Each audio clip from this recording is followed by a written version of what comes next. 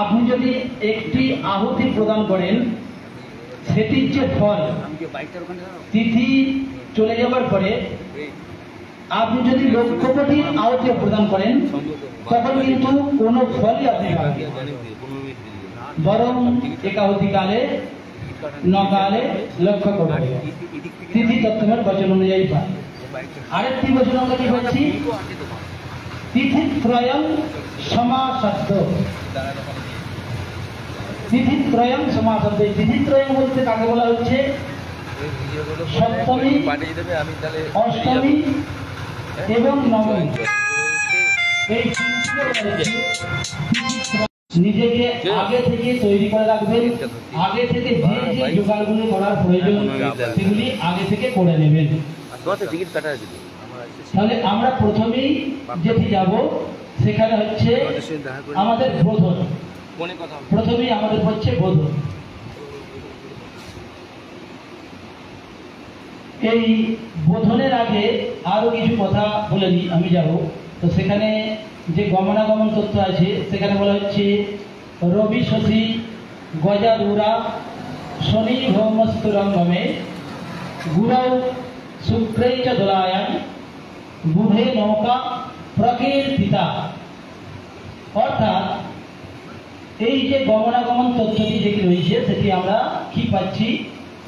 রবি এবং সোমবারে গমনাগমন হইলে গজে আগমন ও গমন, শনি এবং মঙ্গলবারে গমনাগমন হইলে ঘটকে আগমন ও গমন, ঘটক অর্থে ঘোড়া। বৃহস্পতি এবং শুক্রবারে গমনাগমন হইলে দোলায় আগমন ও গমন, আর বুধবারে গমনাগমন হইলে নৌকায় গমন ও আগমন হইয়া থাকে। এরপর যেটি বলছে গজে চ জলদা দেবী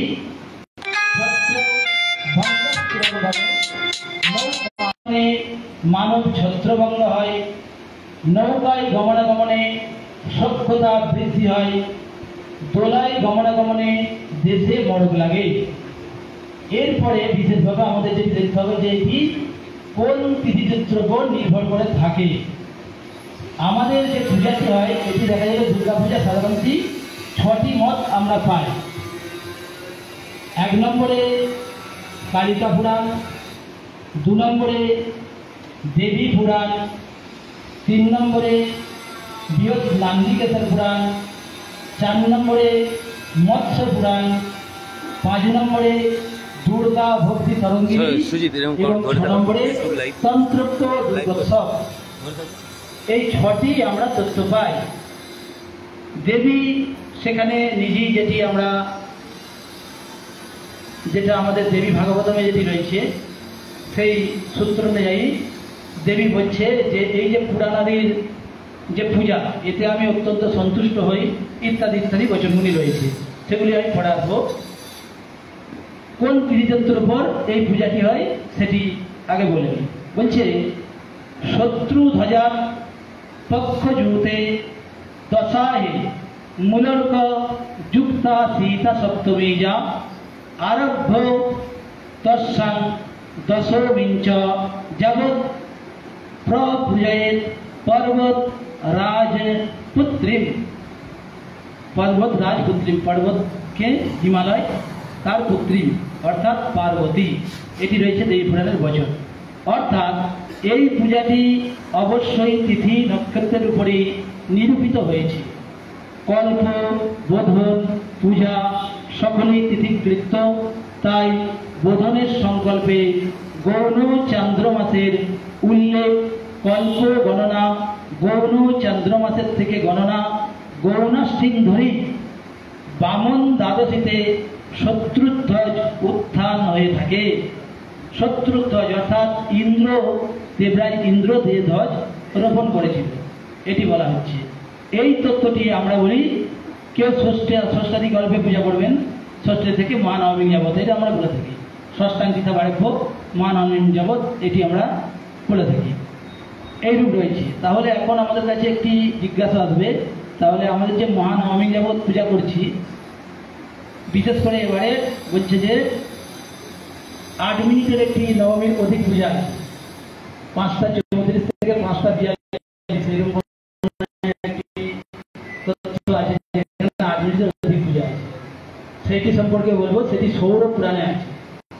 এই তথ্যটি সৌর পুরাণে আছে, অকার্যক এরকম একটা বচন আছে, সেই বচনকে পরে বলবো। এবং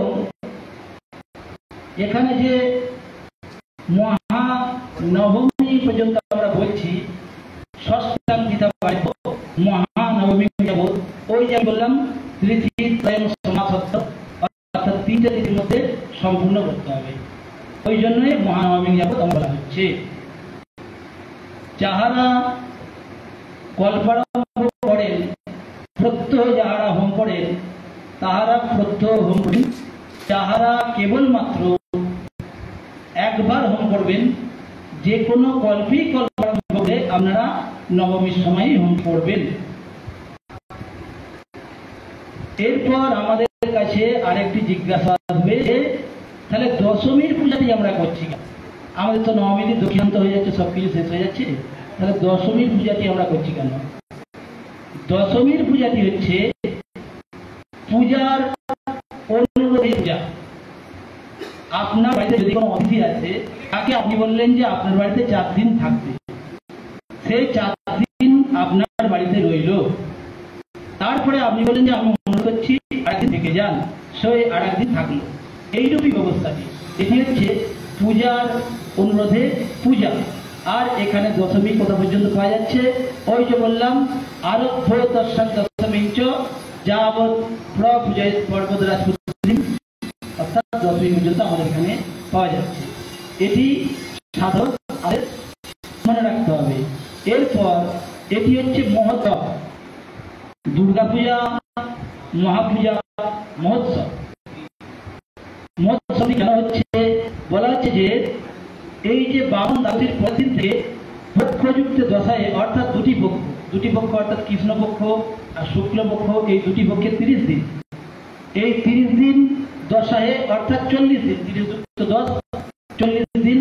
তারপর থেকে 15 দিন অর্থাৎ এক পক্ষ বাদ দিলে যে 25 দিন অর্থাৎ 25টি তিথির পর মূলা নক্ষত্র যে শুক্ল সপ্তমী, তাতে আরম্ভ করে দশমী পর্যন্ত পূজা করবে।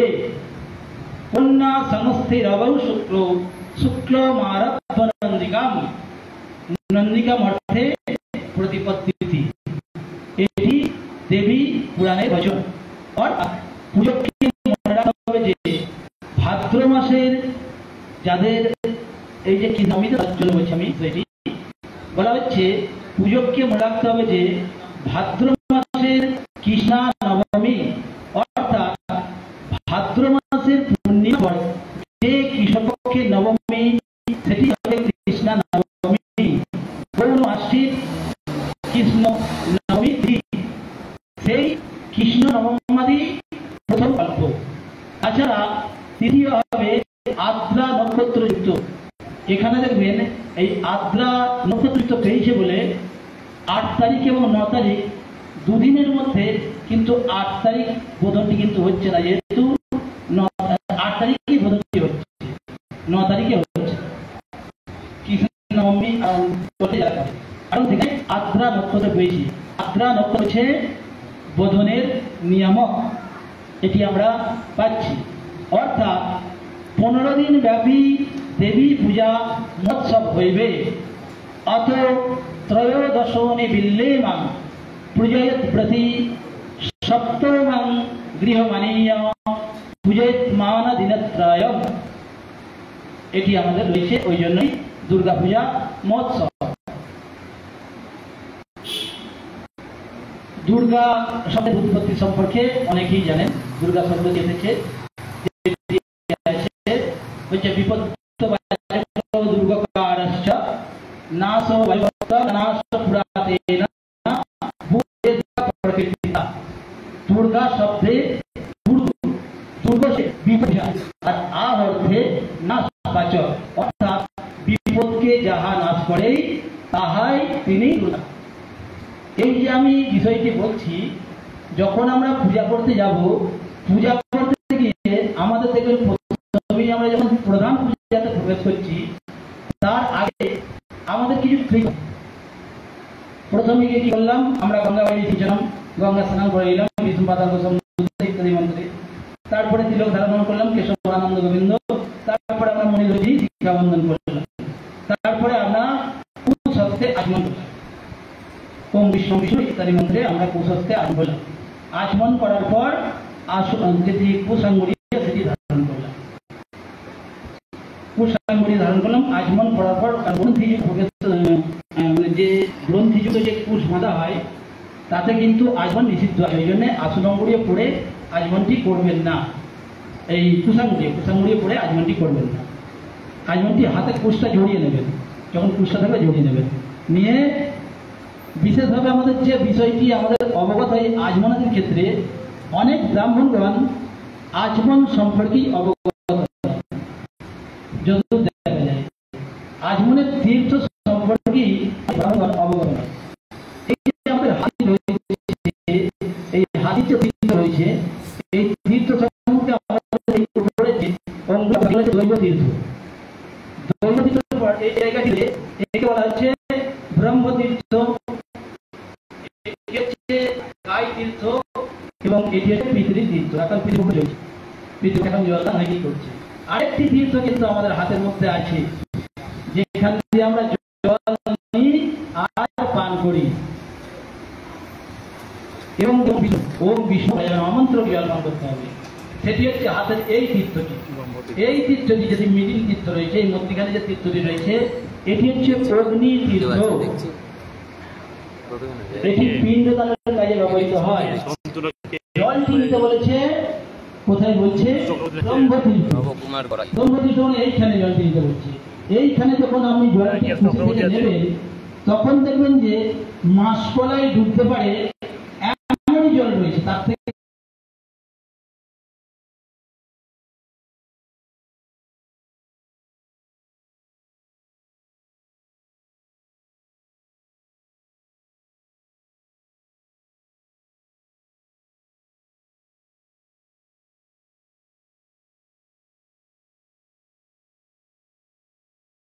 অধিক জল নেই, মাসকলের উপরে এমন জল রয়েছে। দিয়ে জলটি নিলেন, পান করলেন, পান করে আবার হস্ত ধৌত করে নিলেন, আবার নিলেন, পান করলেন, আবার নিলেন, আবার হস্ত ধৌত ফেলে দিলেন, আবার একবার জল নিলেন, পান করলেন, হস্ত ধৌত ফেলে দিলেন। এরপর ইত্যাদি তারপর তর্জনী এবং অঙ্গুষ্ঠ সহযোগে দক্ষিণ নাসিকাস্পর্শ, বাম নাসিকাস্পর্শ, অনামিকা অঙ্গুষ্ঠ সহযোগে দক্ষিণ চক্ষুস্পর্শ, বাম চক্ষুস্পর্শ, এই একই অঙ্গুলি সহযোগে দক্ষিণ কর্ণস্পর্শ, আনন্দবাবু। তারপরে এই যে কনিষ্ঠ সহযোগে নাভি স্পর্শ। যাই নাভি স্পর্শ করবেন সঙ্গে সঙ্গে আবার হস্ত ধৌত, হাত ধুয়ে নেবেন।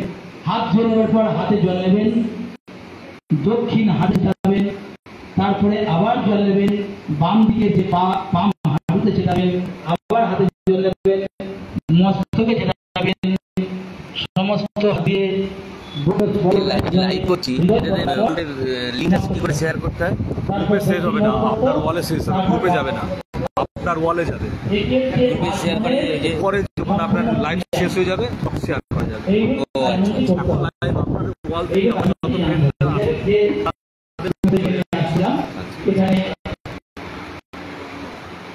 তারপরে দেখে তখন শেয়ার অপশন আসবে, শেয়ার করবে বা সেন্ড অপশন আসবে, শেয়ার করবে। এখন লাইভ হচ্ছে, গ্রুপ আপনাদের লাইভ, আর গ্রুপে গিয়ে লাইভ করা যায়। গ্রুপে হ্যাঁ গ্রুপে গিয়ে মানে ভারতীয় পরিতে হয়েছে গ্রুপে, ফেসবুকে গ্রুপে যাবো সবাই কেন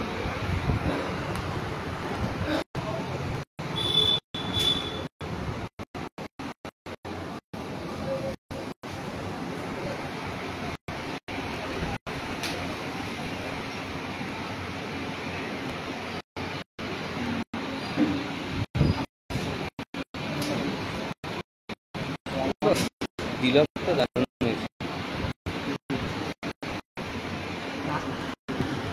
এরপর আমরা ছবি পাই বাড়ি দিয়ে বানিয়েছে নাকি? পাই বাড়ি দিয়ে? বলা হচ্ছে দুর্গাপূজার নৃত্য এই নৃত্য পূজার ক্ষেত্রে করে করাই আছে মোটামুটি। একটি যোগ আছে দেবী পুরাণে, সেখানে বলা হচ্ছে বাঘ তিথি নক্ষত্র কোনো কিছুই প্রযোজ্য নয়। এটি যদি আমাদের এখনো তো খুব ভালো হতো, কিন্তু শারদীয়া পূজা, কাম পূজা, ধর্ম কাম লাখো, এই পুরুষার্থ